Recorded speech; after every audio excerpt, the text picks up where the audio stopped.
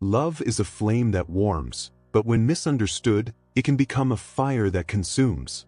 Often, what begins as admiration, as fascination, as enchantment for another person, turns into a suffocating labyrinth of thoughts, expectations, and fears. And it is at this point that love ceases to be freedom and becomes a prison. Carl Jung, throughout his life and work, left clear signs of why this happens.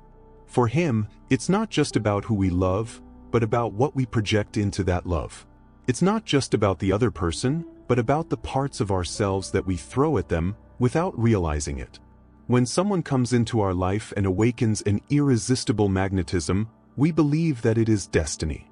However, Jung warns us, many times what we feel is not pure love, but a projection. We place our shadows, our shortcomings, our longing for completeness on the other. It is as if we were saying in silence, "You carry what I lack. You are the answer to my emptiness." And without realizing it, we transform the loved one into a mirror, into a stage, into a savior of what we cannot face within ourselves. That's why love can become an obsession. When it is not nourished by consciousness, but fed by the unconscious, it ceases to be an encounter between two whole beings and becomes a desperate search for completeness.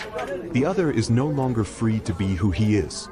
He starts to carry the weight of what we hide from ourselves. Jung called this shadow projection. All the repressed parts of our psyche, everything we deny, hide, and fear, are projected onto the outside world, and often onto those we love most. But why does this happen so strongly in love? Because love is a fertile territory for the unconscious to reveal itself. He is intensity, he is openness, he is surrender. And in this space, social masks fall. Suddenly, the loved one becomes the embodiment of our greatest desires and also our greatest fears. That is why the same relationship that begins with ecstasy can end in torment.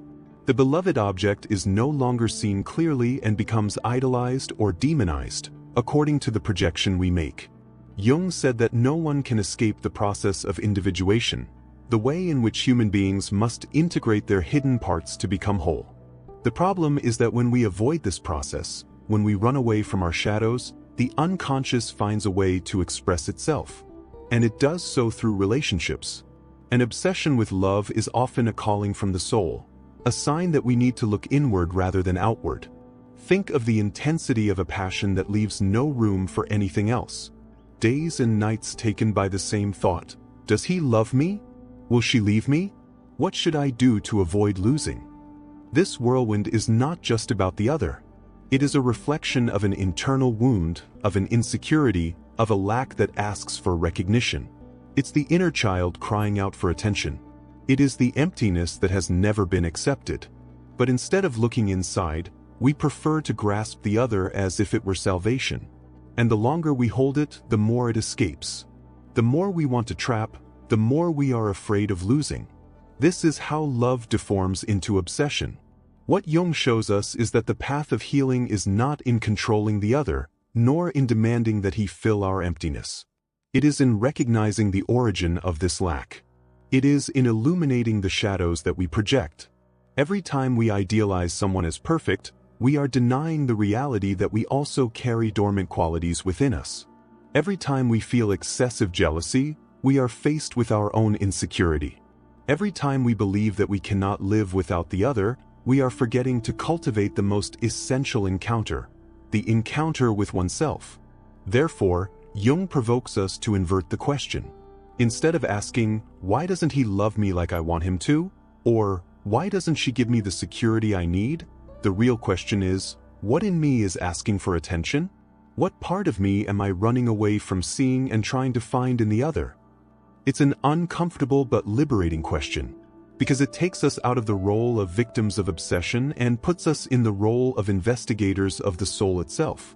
Love ceases to be an obsession when it becomes conscious. When we understand that the other did not come to complete us, but to mirror us. When we stop projecting our wounds and start taking care of them directly. Then, love becomes the meeting of two freedoms, and not of two dependencies. How many stories have you seen end in ruins because one of the two choked the other with their anxiety? How many relationships have been destroyed by the unhealthy need for control, by constant surveillance, by endless demands. In all these cases, the root is the same: a soul that has not yet found peace within itself. An unrecognized shadow, crying out for attention and being unloaded on the loved one. But there is good news. Jung believed that relationships, even the most painful ones, are paths to self-knowledge. Obsession can be seen not as a curse, but as a sign that something needs to be healed. It is like an alarm of the unconscious, pointing to wounds that need light. The problem is not in loving intensely. The problem lies in loving without awareness, without realizing what we are projecting. Therefore, when love becomes obsessive, the way out is not to blame the other, nor to run away to another relationship hoping that it will be different. The way out is the courage to look inside, to recognize the shadow, to accept loneliness, to take care of the void without trying to fill it with someone. And when we do that, love changes shape. It ceases to be a prison and becomes freedom. It stops being fear of missing out and becomes gratitude for sharing. It stops being an obsession and becomes a choice. Conscious love, according to Jung, is not one that idealizes the other as perfect, but one that recognizes their imperfections and yet chooses to remain. It is not love that says, "Without you I do not exist," but that which says, "I exist in fullness, and that is precisely why I can truly love you." Thus, obsession is not the end, but the beginning of a journey. It invites us to see that the greatest relationship we need to nurture is with ourselves. When we integrate our shadows, when we welcome our wounds, love ceases to be a desperate search and becomes a natural expression of who we are. And then, finally, we understand what Jung meant. It is not the other who completes us. It is the courage to be whole that allows us to love without losing ourselves. Imagine two people meeting for the first time. At first glance, it seems like a simple coincidence, but at the deepest level, something of the unconscious is already moving. Jung called this synchronicity, that mysterious alignment that binds people together at the very moment they need to meet. However, along with this magical encounter, there is also the risk, projecting onto the other what we never knew how to deal with ourselves. That's why so many loves start as fairy tales and end as tragedies. In the beginning, we see only light in the other. We believe we have found the soul mate, the lost half. But what happens is that behind this sensation we are faced with a powerful projection of the anima and animus, the inner archetypes of the feminine and masculine that Jung described. Man projects onto a woman his anima, what he has not yet integrated into himself, his sensibility, his intuition, his receptivity. The woman projects onto the man her animus, her strength, her logic, her still dormant determination. This process creates a magnetic attraction, almost impossible to resist. But, sooner or later, enchantment gives way to reality. And it is at this point that love can flourish or get sick. If we recognize that what we see in the other also lives in us, we can grow together. But if we insist on waiting for the other to provide us with everything we lack, the relationship deforms into dependence. What was admiration becomes obsession. What was fascination turns into anguish. Think of someone who controls your loved one's every step, who checks his hidden cell phone, who interprets every silence as a threat, who demands constant explanations. To outsiders, it may seem like just insecurity. But, deep down, it is the shadow projected in its cruelest form. It's the fear of unresolved abandonment, the wound of rejection, the feeling of not being enough, all of this thrown at the partner as if it were his fault. Jung said that no one can hide from himself. The unconscious will always find a way to express itself. And in love, he speaks with the loudest voice. Unhealthy jealousy, possessiveness, obsession, all these are not caused by the other, but by ourselves. The loved one only awakens what was already there, asleep, waiting to be seen. But it is precisely at this point of pain that self-knowledge can be born. Love obsession is like a broken mirror. It shows our wounds in a distorted way, but reveals where we need to look.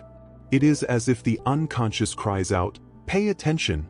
What you look for in the other is what you need to find in yourself." And how many times do we look for eternity in something that, by nature, is impermanent? We try to freeze love, fix it, hold it in promises, as if it were possible to hold water with our hands. Obsession is born from this attempt to control the uncontrollable.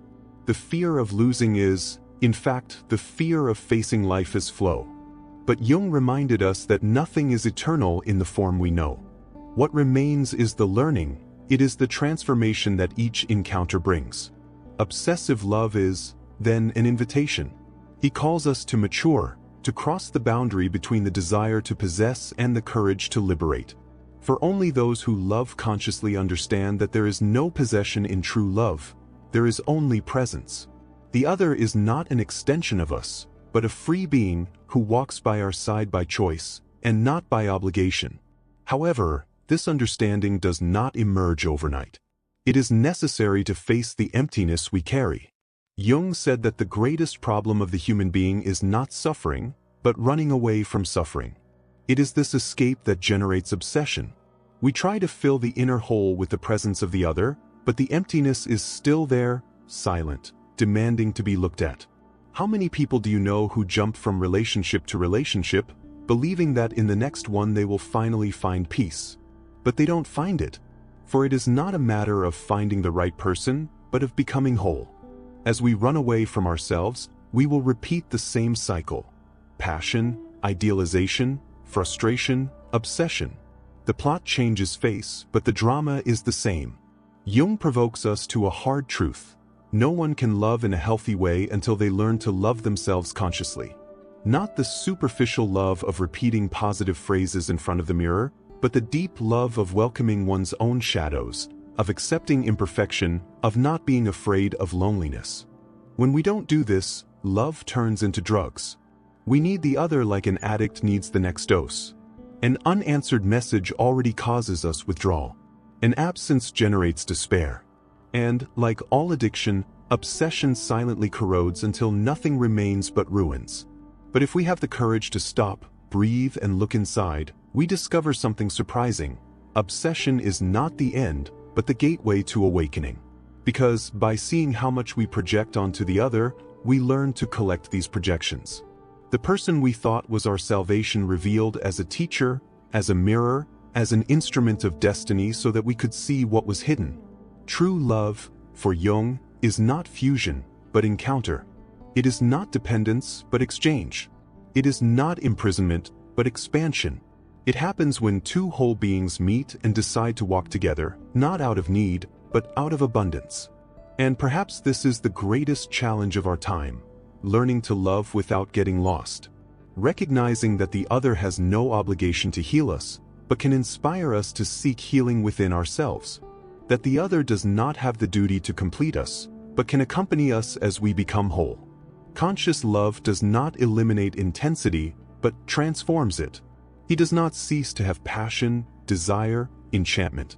But these elements are no longer used as walls or handcuffs, but as bridges. Passion becomes creative force. Desire turns into celebration. Enchantment is converted into gratitude. And it is at this point that we understand the difference between love and obsession. Love matures. Obsession paralyzes. Love sets you free. Obsession imprisons. Love sees the other as he is. Obsession transforms him into a reflection of our wounds. Carl Jung knew that no one escapes the experience of love, because it is precisely in love that the unconscious reveals itself most strongly. But he also believed that when we accept this calling, love ceases to be a field of pain and becomes a field of transformation. There is an old story that Jung used to cite to illustrate the power of projections. It is said that a traveler found a crystalline lake in the middle of the forest.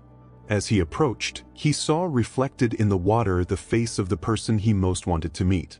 Fascinated, he believed that he had finally discovered the answer to his loneliness. But the more she tried to embrace that image, the more the water churned and the reflection disappeared. The traveler went crazy trying to capture something that was never outside of him. This is also the case in obsessive love. We confuse reflections with reality, internal images with external people. Obsession is like this lake. It does not show the other as he is, but as our soul would like him to be. And by believing in this reflex, we fall into the despair of trying to imprison a mirage. What Jung reminds us is that true healing happens when we stop blindly diving and instead learn to gaze at the water calmly, recognizing that the reflection is only an invitation to look within. Think about how many relationships begin with the phrase, "I can't live without you." It sounds romantic, but it carries a hidden poison.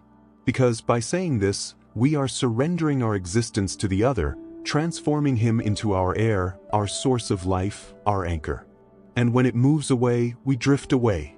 Love becomes a prison because we have not learned to walk on our own legs. Jung provokes us to invert this logic.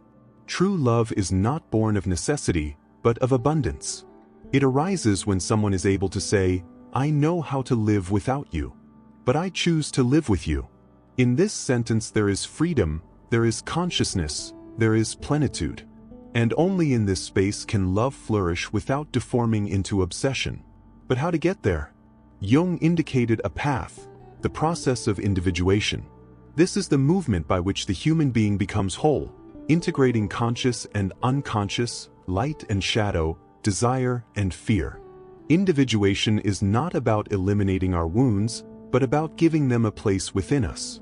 It is accepting that we are living paradoxes, strong and fragile, confident and insecure, light and shadow at the same time.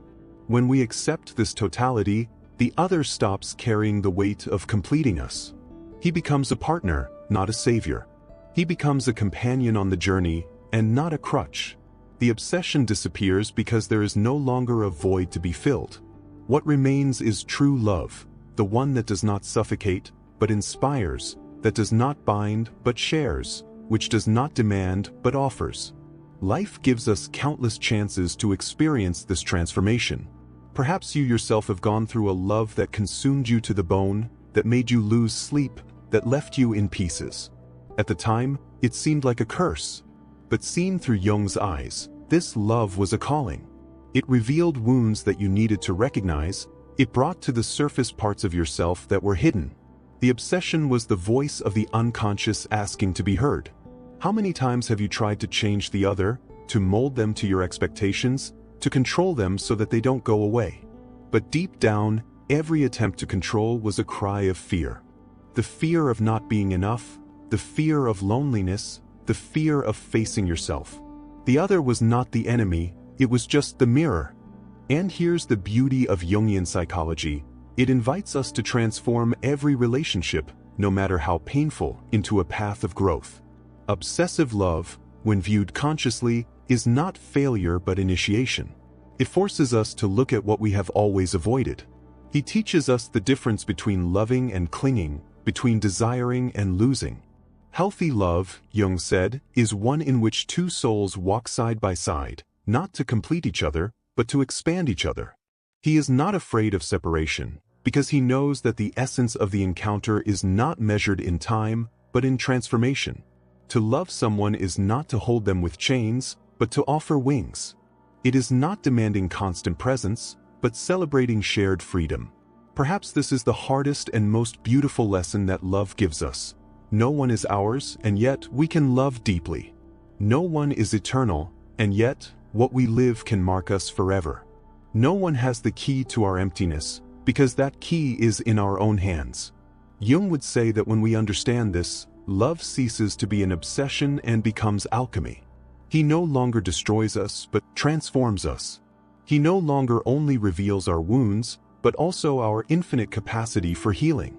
The encounter with the other becomes an encounter with oneself, and each passion ceases to be torment and becomes awakening. In the end, love is not about possessing, nor about losing. It's about seeing.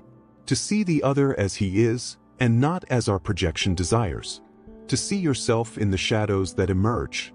To see life not as a prison, but as a dance. And in this dance, the obsession dissolves, and what remains is a love that does not imprison, but liberates. Thus, Jung leaves us a truth that echoes as a warning and promise. Love only becomes an obsession when we forget to look inside. But when we have the courage to face our shadows, love becomes the most powerful instrument of individuation. He teaches us that we do not need the other to exist, but we can, in our entirety, choose to share the path.